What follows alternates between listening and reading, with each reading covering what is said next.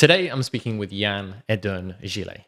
He is a software designer based in Paris, focused on developer experience. Currently, he's working at Linear, which is one of my favorite products, and he's contributed to a bunch of things there already, even though he joined last year, but most recently, and notably, the new desktop app UI.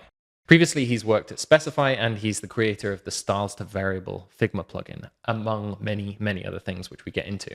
I originally discovered Yann, though, through him winning the Framer Site of the Year award, which I believe was in 2022. And since then, I frequently revisited his site, which is absolutely gorgeous. And so when I discovered that Yann was joining Linear, I had to get in touch and ask him to come on the podcast. Linear is definitely one of my favorite products. I'm obsessed with keyboard-first tools, and of course, Linear has exceptional product design. We kick off the discussion by talking about Yann's work at Linear so far, kind of cataloging that. Then we move into a kind of like inside look at the kind of processes and ways of working there, because it's a fairly unique company. We talk about design systems, the products that are admired by the design team within Linear and Yann, of course. And we get in some interesting discussions about AI hype and how AI can actually be practical for designers. We talk about creativity, working habits, side quests, and much, much more. Yann really dug in and gave me some very good time afterwards on this, which I'm really appreciative of. And there are some additional references and clarifications on some of his responses, which I've put in the show notes. So you can check those out there at jackvaughan.com. So I learned a lot, and I hope you do too. So here's Yann-Edern Gillet. I'm actually kind of more interested in the recent design change that's happened, the big system update, and how that's been for you on the inside, because it's been, your background as a designer, as an engineer, and as a person who thinks a lot about systems is really interesting. And I'd love to sort of get an insight on what that process was like. And obviously the joke about dark mode is more really a question about what went on behind the scenes about thinking about dark mode and why you went darker. Yeah. I think there was kind of a problem with the blue, is that everybody starting using it for everything, for both desktop, for website, for landing page, for everything. And when you want to be kind of truly timeless, I think you need to be a bit more neutral. And one of our references for almost everything, every product, when we want to go into what kind of pattern, what kind of UX, or even some typography details, is always Apple. And when you think of Apple, you can't really put a color on the brand, apart from all the environment branding they did with the little leaf on their logo. But apart from that, Apple is black and white, and I think it works perfectly. Of course, you can think of the loading wheel with the rainbow colors. I think that's kind of connected to our aim to have a tool that can be timeless, even if that's kind of an endless goal, because you will always have trends, you will always have new features, new surfaces. You want to have maybe some details, you want to add some sparkles, you want to grab some attention, and colors is a nice way to do that.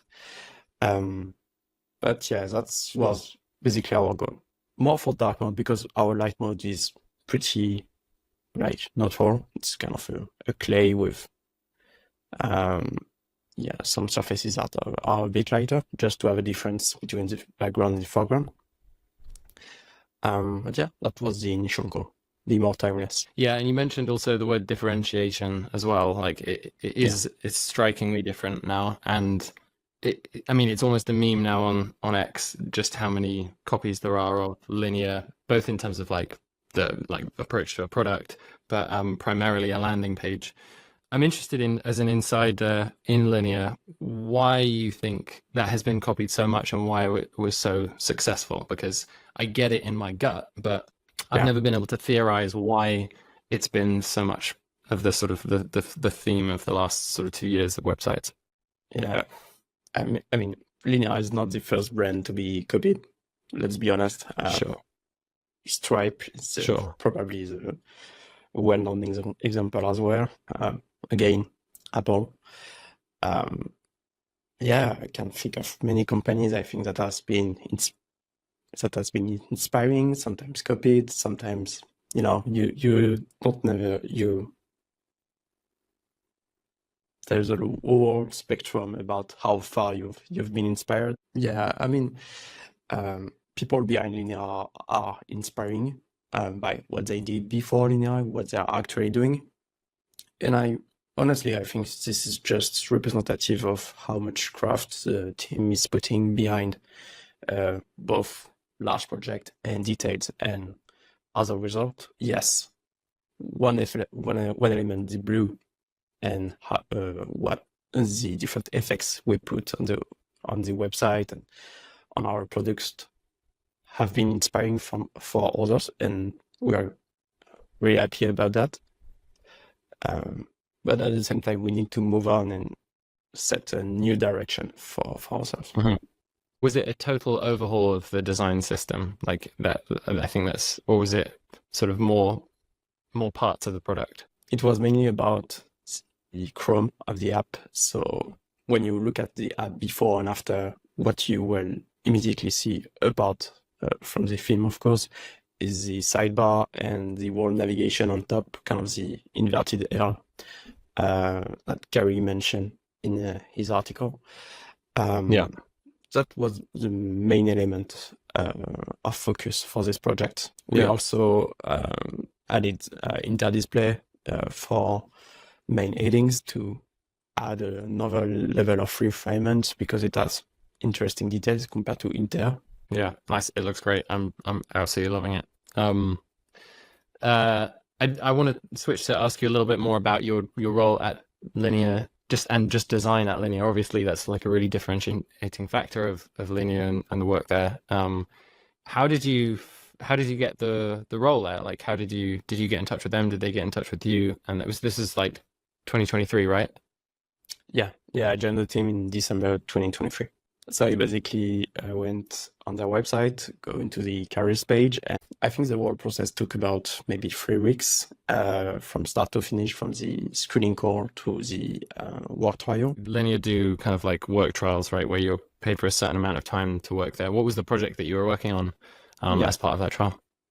So it was about how we can create some custom themes. Basically, how we can go a bit crazier also with custom themes. Maybe about how we can handle typography, maybe some gradients, stuff like that. And so it was 1 week from Monday to Friday. And I really had a lot of time to actually focus on the project. Only had like a meeting on Monday to start the project and do the kickoff. On Wednesday, I got like just a thing to see where I'm at and see what I would be able to present on Friday. And the rest of the time was available to make some magic happen. And. Yeah. And what are you working on now, if you're allowed to say? What have you been working on recently at Linear? Yeah, so my last 3 projects were the timeframes, where I basically joined the team where it was almost ready to launch. So I spent some time polishing the date picker. So it was in December. Basically, it allows you to set a more broad date about where you want to launch your project. So if you're aiming for a specific month, maybe a quarter, maybe half year for some really large teams. And then I spent some time on swim lanes. So basically it allows you to have a second level of grouping your project and issues. So for example, in columns, you can still have your backlog, in progress, complete status. And for row, you can have maybe your team, maybe some assignee, maybe the lead of the project, etc. So you have a lot of combination possible. And the last one, so recently shipped, was the new UI. Were you the primary designer on that? Yeah, so I joined the team in December, and maybe the week after I had a call with Carrie. Basically, he presented me the whole direction to all the exploration he did with the whole design team. And that was my starting point for this. So one of the things Linear and companies like it are known for is working much smaller teams than a standard. Can you kind of like break that open a little bit? I'd love to know a little bit more about like the typical team size, if that's appropriate to talk about. Most of the time there is only one designer on project, and depending on the size of the project, you can have maybe on 1 or 2 engineers to maybe 3 or 4 of them. It depends on the size of the project, of course. And yeah, we obviously have design things every week to make sure between designers that this direction is good. If we need feedback on some details or the world direction, and we can of course rely on Nan, which is our head of product. And I have to ask you a little bit more about systems, because I was checking out Specify. I wondered whether you're still like working on that. And it's obviously like the organization side of design is that power is very strong with you. I'm interested how that, firstly, how does that play out at Linear? Are you involved in the organization of any kind of system there? That's the first question. And then the second one is like, tell us a little bit more about Specify and like whether that's still a project you're working on. So kind of 2 parts. We have, I would say, like strong foundation about what our colors, what our typography, what kind of aesthetic we aim for. So we have like only one design system file where we have everything. We have some components, basically what you can see in almost every team now, I think. And the system is pretty open, I would say. If you want to make a contribution, feel free. Same as product, we really consider it as a product on its own. And the same thing is on the engineering side. I mean, to us, that's the same thing. Both in design and engineering parts, there are 2 facets of the same language. More about the organization, specifically for the new UI.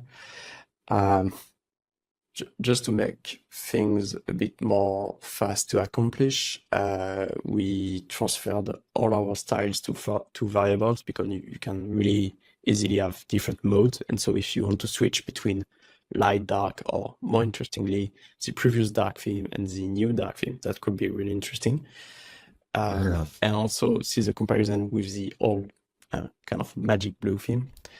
So yeah, that's how we are using it for the Figma side. And of course, we have, like, I'm really grateful for that, because on the code side, things are really pretty automated.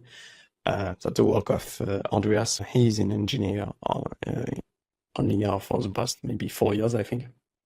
And so really early on, he created this system where, based on 3 values, base value, base color, a contrast, and then the accent color, so our magic blue, you can create a theme, and then you will have all the different degree of surfaces you need for your background, your foreground, your shade, your over, thing like that.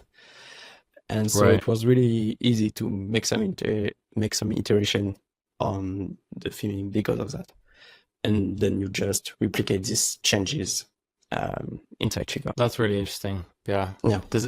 Design and motion design and music are 3 areas I've worked in the past. And all of them have this component of like deep creativity, and also like deep, or like very laborious in certain areas, like very boring, repetitive work of, well, not that boring, but sometimes it can get really, if you're working on a big project.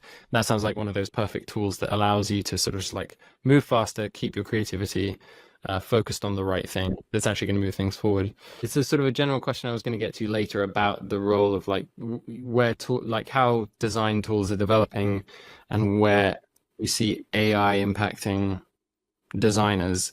Like, I guess the thing that we, you know, at one point we said that AI was clever enough to handle the problem of driving on roads, and it turns out it was a lot harder than that. There's a lot more nuance and edge cases and stuff. And already people are starting to say, you know, AI is going to come and affect designers, it's going to do this. And it's not at the moment. It seems like a much harder problem.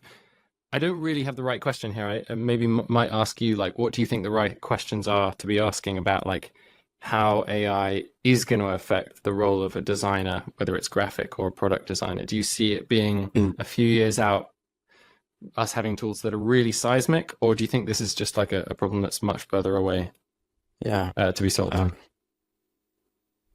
Yeah, great question. I think that's the part where I'm a bit French and get philosophical about this. Is Let's do it. first, maybe ask why you actually want AI in this part of the job. And if you really have a great answer, go for it. But first ask what's the actual value of putting a lot of effort actually having AI compatible with the degree of craft you want to put inside your product. And then, I mean, it works for both design and engineering, I think. I would be interested to see what feedback are from engineers with Copilot, for example, or any other tool related to AI that can provide some code example or whole code files for you. For the design part, I would say kind of tricky because we already are using some algorithm in our kind of daily life, I would say, when you need to generate a type scale, when you need to generate some colors. So based on that, designers generated a lot of data on what makes a color palette really interesting, what makes a type scale really interesting, what makes a good shadow. And so you're starting to have a lot of data about this. And so you could be interesting in having like types of design outputs that can be interesting. And so an AI could be generating these values basically. But honestly, I'm not sure about the actual value behind it, because at the end of the day, if you already have some experience with different systems, if you're already familiar, I don't know, with Radix, with Tailwind, with some other frameworks, if you know the Apple Human Interface Guidelines, any other kind of systems, or Polaris, or any system, and you need to actually use them, I'm not sure how much value it can actually output for you. Maybe it will be really specific about some needs, with some plugins inside Figma. But yeah, would be maybe more interesting to see what V0 from Vercel is doing in the next couple of months, because right now what I'm seeing is interesting, but kind of the same for every example. I know that some examples have a different UI, and I know that the Vercel team has been sharing different example. But yeah, really looking forward to see more different example with not Radix or Tailwind style everywhere I played. Yeah. There's something that's really interesting about what the whole wave of AI has done to many professions, or like disciplines or art forms, or just even philosophies. Like it really just makes us think more clearly about what it, or at least it makes me think a hell of a lot more clearly about what it is that I'm doing and what my role is in it, and the sort of cognitive processes that go into it. So as we're asking this question, I'm thinking about the question itself, and design is just questions. I mean, it feels to me that design, as many professions, is just questions all the way down. Like you start with a question like, how can I make a great XYZ? And then, there's subsets of that question, and you start answering that one, and you realize that you didn't know the question. You found more nuance there, so you have more questions and more questions. And at the moment, on a high level where AI is working is with just pretty much the top level question and then repetitions of what it's seen before. Obviously that's changing, people are working on it, but it seems to me that design is deeply created on that structure of going deeper and deeper into questions until you just put the project down and say that's enough. I don't know whether that resonates at all. Yeah. Um, right now I'm trying to think things more in circle rather than just like just a single line. To me, it's more about it's kind of related, to be honest, but it's more about velocity, I would say, insights and confidence. The part about question is true, for sure, because when you starting to answering big question, you need to like have smaller question, and then you will make some experiments, then you will build confidence and trust into your solution. You will test it. That's the whole thing behind design thinking. But not going too far into the big theory of design thinking.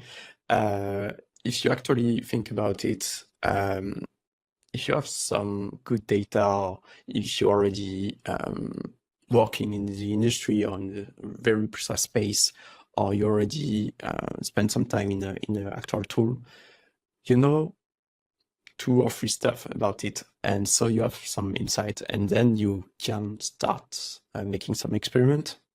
You will test them, you will have confidence, and then you will be capable of developing some velocity about it. And then you can do that for an infinite amount of time, I think. And the output of that is, of course, I think, quality of craft or something like that. Because you really hammer down the amount of risk you're taking, putting your solution into the market. Yeah, great distinction.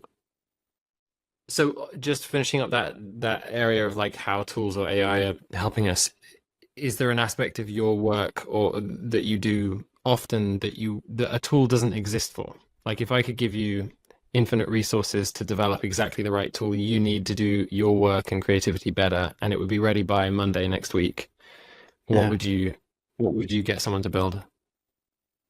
What problem would you solve? Yeah, there was an experiment in 2017, 2018, I think, from Benjamin Wilkins. He was working at Airbnb at the time on the kind of design language system team, on the experiment side, I think.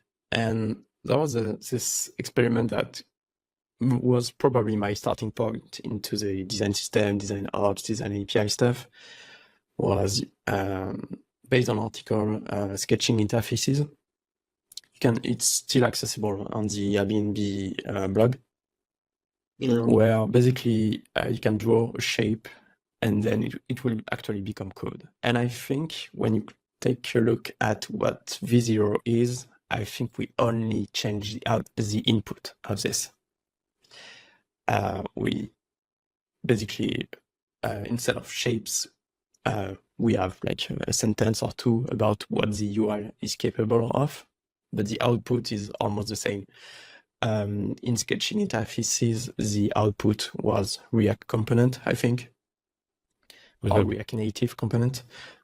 V0 is kind of the same. Of course, you have way more complex component, but if you think about it, kind of the same thing. So I would be really interested in having this kind of UI assistant or tool, whatever, inside Figma or inside Sketch or inside my design tool, for example, to have this surface where I can express ideas however I want, and create me the prototypes of it, and not the actual code component for it, because I still want to refine it, maybe change some stuff, and yeah. So that would be interesting, I think. Have you played around with TL Draw much, or TLD Not a or lot, to be Raw? honest. I still watch the videos with a lot of interest. Yeah. But right now I think I need to spend more time on it, definitely. Yeah. So last question about a related question about kind of tools that don't exist. I remember the first time I really started using Linear, it was like genuinely a very profound experience. although I didn't really realize it at the moment. I just kind of didn't really know what was happening, but I think I'm beginning to articulate it now, which is just that software was kind of like, it felt directly connected to my fingers. And I think it was a combination of like, obviously the speed, the interface, and also the keyboard first kind of nature of it. I personally feel like it's, people say this a lot about linear, like software from the future. It's like really, really good, doing things in exactly the right way. Raycast feels similar. Are there other tools? So two-part question. Are there other tools that you feel are like comparable to the level of like craft and finesse as those tools? And the second part of the question is like, what type of tool would you love to have in the world that's got that same level of craft? For example, for me, it would be like, if you could make Notion like linear, that would be like the most amazing thing in the world. Like it would be so cool. Are there any other things? So yeah, two questions there. I think the team behind Fay, so Fay app, so the quality of what they put behind it is really interesting. So Fay is a good example, I think. More about maybe the actual speed you feel when you kind of open it. I think the team behind Z is interesting to follow. What is that? Z is it's code editor based on Rust, and the team behind is the one behind Atom. So it's mainly it's mainly related to the power of Rust, and I know they are playing with GPUI, I think that's how it's called, and they open source it, and really interesting to see how they basically build a code editor from scratch. And maybe your last one. Does it need to be a tool? No, it can be anything. Because I think when you take a look at what S2, Latency, this kind of studio behind, so Monument Valley and Alto's Journey have been creating, also the studio behind Limbo. Really amazing. Not a lot of actually visible controls, mainly about the touch and the direction, the amount of pressure you put in. Really interesting. It tells a really interesting story, and actually you can tell there is a lot of craft behind it. So outside of linear, I'm interested in like your skill set and your priorities. I'll ask you about priorities. Like what's how would you describe in your life right now what your main quest is and what some side quests are? Would you consider your main quest your job at linear, or is that really like a side quest and you're doing other stuff? Like where are you at with your... I won't put a company as my main quest, because what happens if the company crashed? Then your main quest will be over and you start asking infinite questions. It's more, I've been always inspired by the craft that people before me have put, whether it was about tools, games, objects. I'm a big fan of, for example, Vignelli and of course, like every designer, I think Jonathan Ive. So I'm interested to spend the maximum of time understand what have been their choices, both behind their careers and the different products they have been created. And I think it's also about legacy and what you actually offer to the world, and what people will remember from your short amount of time you spend on Earth.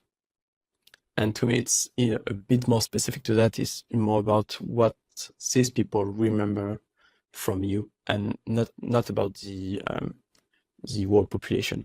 So I'm interested to see what will think the designer I'm actually admiring, will think of my craft maybe decades after that, once I spend more time on crazy project. So yeah, that's kind of my North Star right now. Okay, So got it. I would love, for So example, tell me about to have a discussion with I don't know, Jonathan Ive in maybe 30 years, but I don't think that will happen. But that kind of I think you should have kind of impossible goal and putting the maximum amount of effort to reach it, and sometimes you will be able to do it.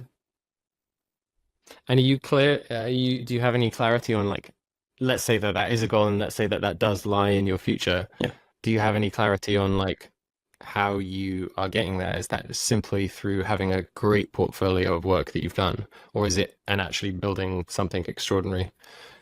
Yeah, Because you've done both. Obviously, you've built and you're working as well. Yeah, so kind of related to your second question, I think, about was linear my main quest, what is my side quest, etc. When you take a look at the main designers that I'm inspired by, so basically, just to give you a top 5 or 6, of course, there is Rasmus Andersen, there is Brian Levin, Gary is actually one of them. Yann-Edern, Ellen Tran, Cathy Deer, Luc Chezac. So all of these people have both joined companies that had an impact on our work, whether it was digital or not. They actually built their own companies. So I think in the end, that's one of my main goal, is to, having spent a decent amount of time learning from these people, whether it's directly or not. So joining the actual company from someone that I'm inspired by is a way to do that. But of course, you can have some mentoring session. You can basically learn from them through their product, or directly asking them questions. So that's how I would trying to kind of reach my North Star, I would say.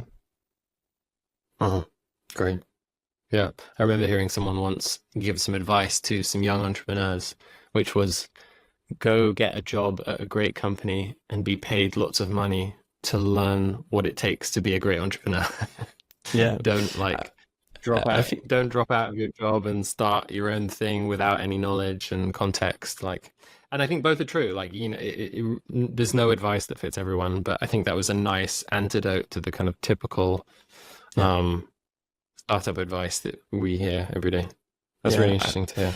I mean, if you take the example of Rasmus, he has been joining both Figma and Spotify when there was maybe 5 or 10 people in it. So, I mean, you still have a part of chance, and I think in these different career choices, and it's fine to make a strong bet on a company. And yeah, I mean, it's part of what kind of effort you are prepared to do. And if you want to actually start your company at 22, 23, it's fine, go for it, and make sure to learn from others, and make sure to give back to the community when you can, and it's fine. So let me dive into some side quests with you. Yeah. What are some of the things that you're doing on the side? I know there's a bunch of stuff, but if you could kind of roll it up to the top 2 or 3. And I don't mean maybe Lego is a side quest, I'm not sure, but I know that's a passion of yours, or vinyl, whatever. But yeah, tell us about the stuff on the side. How do you chill out? How do you enjoy your creativity outside of work? Yeah. So I think another way to learn a lot apart from others is to actually build your own tools. And if you don't want to actually take too much risk, you can build your own plugins or widget or stuff like that, like mini products. So that's what I try to do with styles to variables. That's what I'm currently trying to do with another set of frame plugins. And each time it's kind of the same thing, is about kind of making the life of designers and engineers easier. It's about interconnecting tools, because I think we are definitely at the stage where if your tool doesn't speak to another tool, then you will end up having a lot of feature requests from your customers. So yeah, that's mainly about it, about what I'm trying to do with my little experiments. And when I'm not, You feel like talking about the Figma plugins yet, or is it too early days? I mean, I already shared a video in the internal Slack, internal beta Slack. So really small plugins just helps you to tidy your frames the same way you already have a tidy Figma plugin, same in Sketch, maybe 4 or 5 years ago. So you select a bunch of frames, apply the gap you want, and that's the job for you. Already have some ideas, but I don't have a prototype, so I don't want to speak about it now. Yeah, sure. It must be great being a designer and an engineer. Like, I know this is a career or a name of a type of job that is only like becoming a thing nowadays, which is crazy. Yeah, because they've been around forever. I do admire design engineers a lot, and like the ability to create your own things. That being said, like over the last 6 to 12 months, I have been really enjoying using Copilot to build my own After Effects scripts, and of course expressions. But that's easy. But the script side of stuff has been brilliant, and I just can't wait for that power to get more, and obviously for my skill set. But yeah, it must be fun for you. Do you ever use AI to speed up the creation of plugins, or is it all just very nuanced stuff that has to be built for a particular tool that can't be generated? Yeah. So I have Copilot on my VS Code and both Z editors, but it's mostly about how complex is the API or the different endpoints, or sometimes I use it to like summarize what the actual method allow me to do if the documentation is not clear enough, for example, or actually based on this type, give me an example of what I actually do, like just a code snippet I can paste and see an example of it. About the design engineering part, I think to me it's kind of related otherwise. Same. I think that's the reason why I was interested in design systems. It's about the same two facets, the two facets of the same actual language, and it's about expressing some ideas. And if you're actually able to build your own ideas, I think that's one of the sentences I like from Jordan Singer. That's one of the sentences I like. It is, I just build my ideas, and maybe the code is not that brilliant, or maybe the design is need a lot more refinement, but I have actually a prototype. I can put it in the hands of user and get some feedback, etc. And to me, it's really about that, is that you can build your own tools and be more efficient in your current workflow. And if you are, maybe others can be. So yeah. Great. Yeah, I can't wait for that to kind of like come to motion as well. Like, because motion, I'm just thinking about like the speed with which you yourself, and also the kind of the method or the approach that Linear have of designing a prototype quickly and then like actually shipping a first version as quickly. You tend to get that sometimes in motion, but sometimes it's incredibly difficult to get certain effects and certain like compositions to actually work. So yeah, I'm really interested in some of the tools that have come out recently to kind of speed that up. One quick question about plugins. Have you actually done anything for Raycast, or have I only seen just like design ideas? Have you ever developed any plugins for Raycast, or have I just seen on X you just saying, hey, this would be a cool idea? I actually created 2 Raycast extensions. The first one was about I've missed tool them. named I'll find them.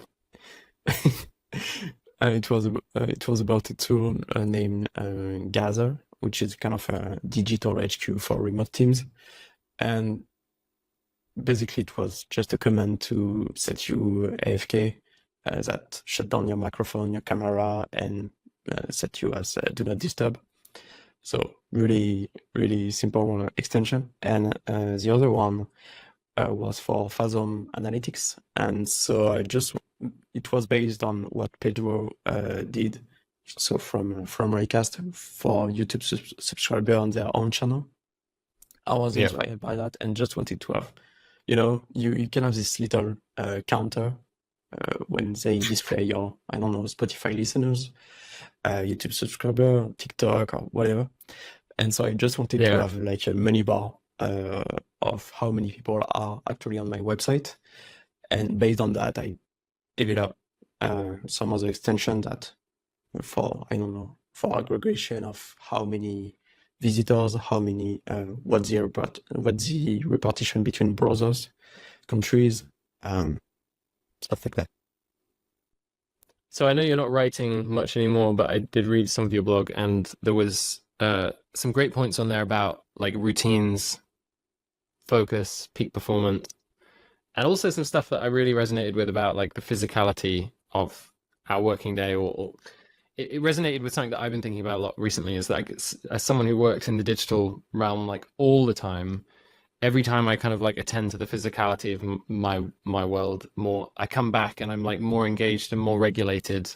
And I know you think about this a lot. So I'd love you to talk a little bit about like what you've discovered with your own working habits over the years, about like how you best stay in flow, whether it's making a coffee or like listening to music or exercise and things like that. Like talk us through your working day now and like some of the distinctions you've made that really help you stay in flow as a creator. I think some years ago I would spend a crazy amount behind my desk, a crazy amount of time behind my desk, just to experiment a lot and maybe not exercise as much as I wanted.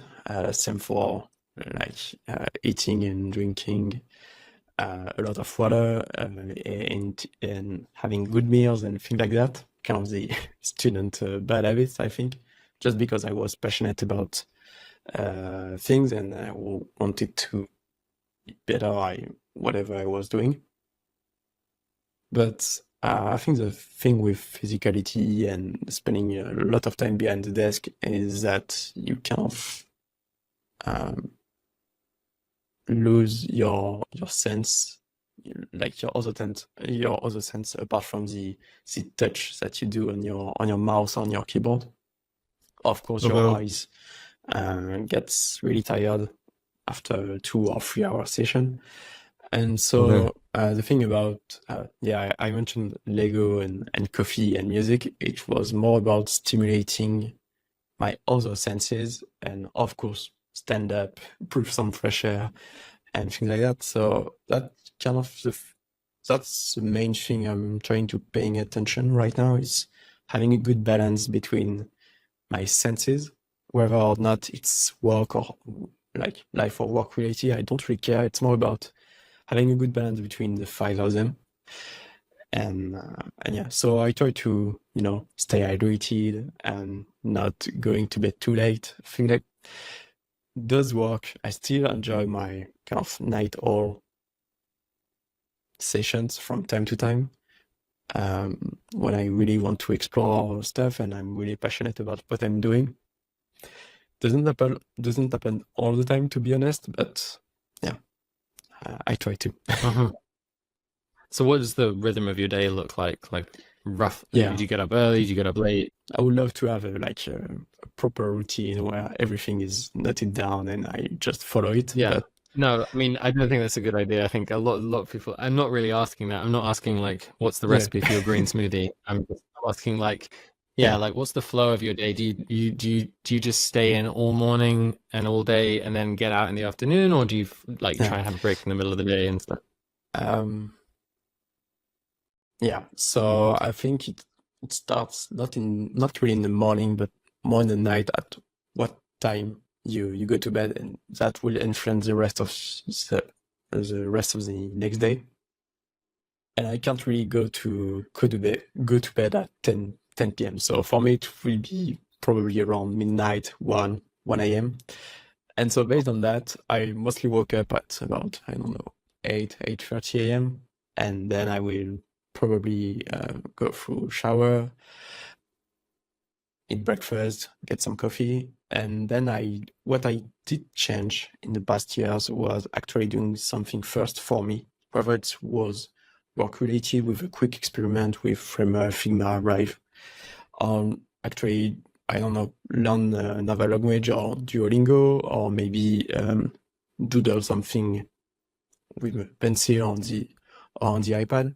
But yeah, start the day with something that brings you some excitement, or maybe learn something. That's something that,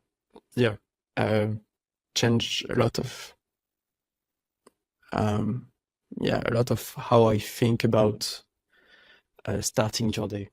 Like, what is the proper signal of, hey, I'm actually starting my day? What would be the opposite of starting with something that you love, like, and just playing around, like presumably just getting into one of the issues that needs to be fixed in your day job, right? Yeah, I think I imagine that, like, that's the right tone for the day and the right signal for your brain of like, let's be open, let's be explorative, and let's ease into it, Yeah. I mean, that's even cool. if issues and projects I'm currently working on are really interesting, I'm not really working for me right now. I'm working for Linear, so it's not actually the same thing. Of course, there is some side effect. If Linear is popular, if Linear is really appreciated by customers, it will have some side effects for me, of course, but not a direct effect. But if I spend each day like 15 or 20 minutes on learning a new language, or polishing an animation that I want to share with some colleagues or friends, or I don't know, maybe explore another technique, that will have a way better impact both on the short term and long term, I think, on personal life or work life, whatever, but it will have an impact. Yeah. And related to this is like the space that you're in as well. Like, I see you occasionally post like screenshots of like the way that your desk set up and everything is developing. And I know I'm super passionate about space where you work. It's always been important to me right from the age of like 14, 15. I used to like rearrange my room like every 3 months when I was a kid. And this doesn't look that amazing. We're just about to move to another place, but when we move there, we're moving up to Edinburgh. I'm getting a lease on a totally new studio, which is like 3 times the size of this room, and I'm like dreaming up like just how it's gonna be the perfect space. Anyway, so I share that kind of like that interest. So like, how has your space evolved over the years, and what are some of the things that you've found really help your flow and your work? I mean, it can be really simple. It's just a desk, I know, but there are other elements that help you feel like it's your zone. Yeah, I think it's kind of related to, the Maslow pyramid. First, you need to be, I think, what comes first? Security or the... I don't know. Security, then you need to have being hydrated. Then you need hip hop vinyl and whatever. I think it's kind of related. To me, you need to make sure that you are actually comfortable in your environment. So having a good chair, make sure that everything is correctly aligned with your eyes, with your hands, with your keyboard, so you will not have back pain, things like that. I think designing your own environment plays a lot with how you feel, and so on what type of work you will do. What type of clothes are you wearing? Is it comfortable clothes? Is it clothes that have a special connection feeling, I don't know, with them? I mean, everything is kind of important here, and every details matter. I recently, small example, but I recently switched to another keyboard.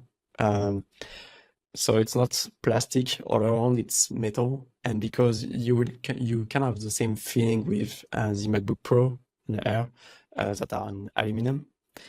And so because it's kind of metal, it's cold when you touch it. And so you have this kind of feeling, really, really interesting feeling when you touch it, and kind of resets you somewhere because you can actually feel something when you touch it compared to simple plastic. So yeah, Cool.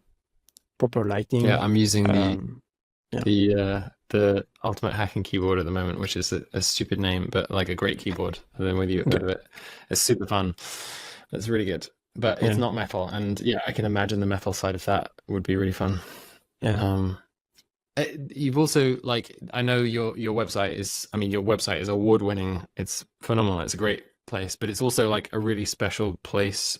Like when you go there, and I know that you care a lot about it, just like you do a personal space. It reminds me of like how much time I spend in Notion, like looking after my own knowledge system and my knowledge base and stuff like that, and the care that you take over it.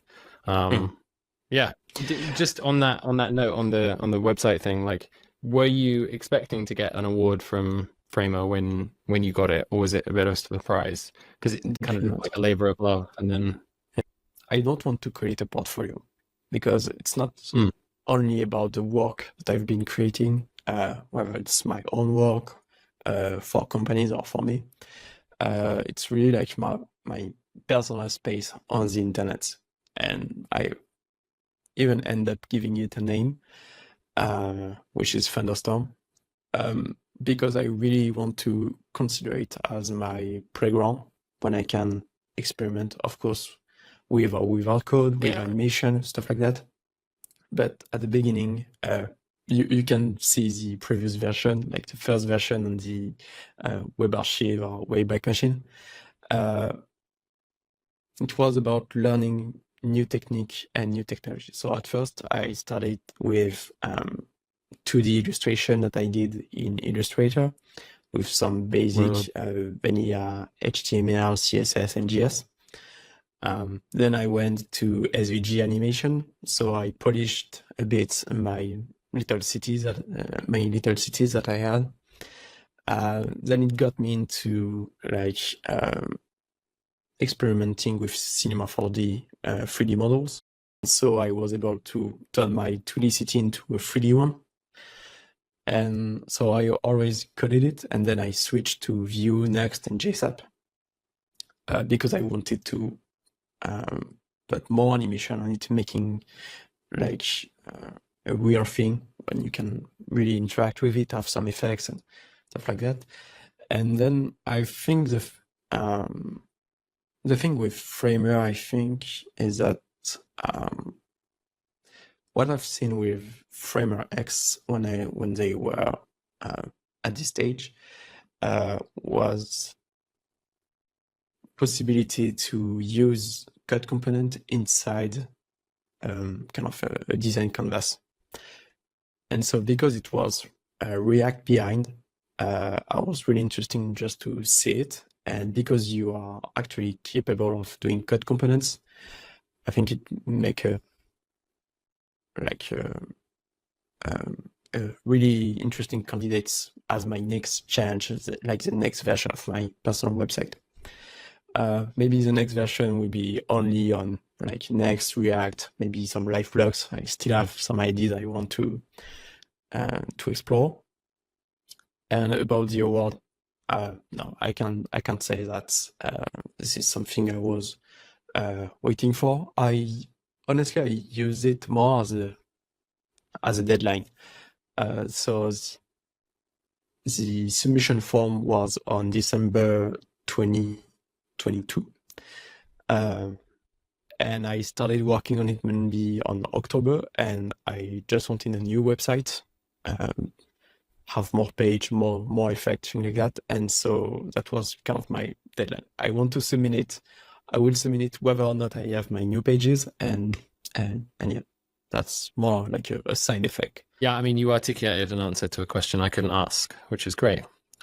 Which is really about like, your personal space on the internet as a kind of sandbox and experimental place. And I've just recently set up my own website, obviously it's nothing to write home about at all. It's just like generated by Notion, but it still feels really exciting to me because it's a place that no one's visiting, but which is different to you.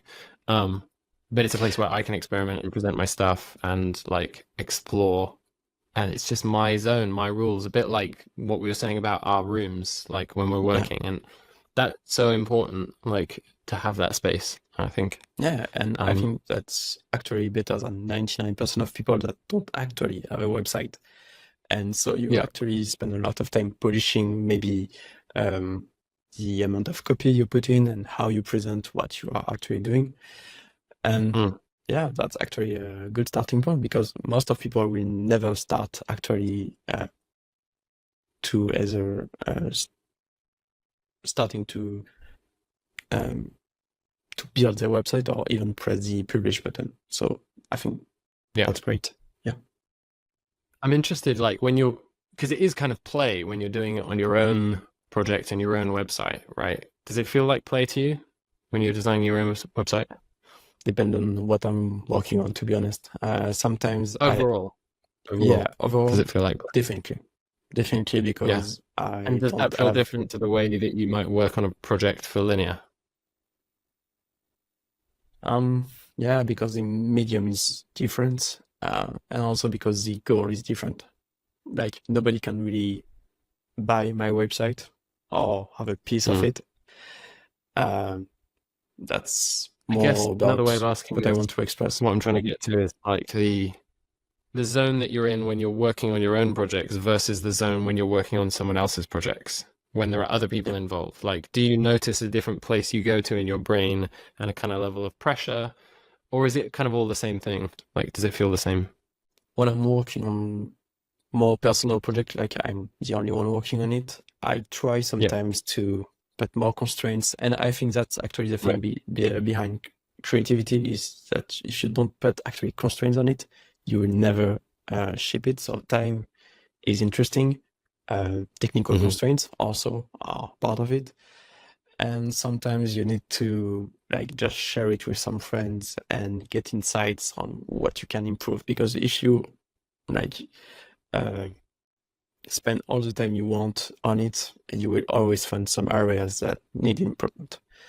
So I try to kind of pick some of the details of how we work as a team when I'm working on personal project. And sometimes I just want to explore and never ship it, and I'm fine with that. Yeah, so the last thing I wanted to ask you about is animation. Like, you do a lot of product design, but animation is obviously part of that. But I've heard you mention a number of times now Rive and After Effects and things like that. Is that more a behind the scenes thing that you're just playing around with, or does it really feature in the work that you do for Linear? Like, do you design animation or interactions? Yeah, so we're actually exploring some Rive animation for some, empty states and some very, very specific icon animation. So I will not say it's actually really part of the work I'm doing at Linear for now. Maybe in 2 or 3 months I will have a complete different answer, because Rive is really interesting when you want to the state machine specifically is really interesting to play with, and the React runtime is it's really fast to have something to production. Right now I would say it's more one of the tools I love to play with on my playground. Really interested to see what they will allow us to do in the next couple of months. I think it was yesterday that they released sounds, and I already think about some improvement about the little piano thing I have on my footer. So maybe I will have something when the interview comes out. Yeah. Great. Cool.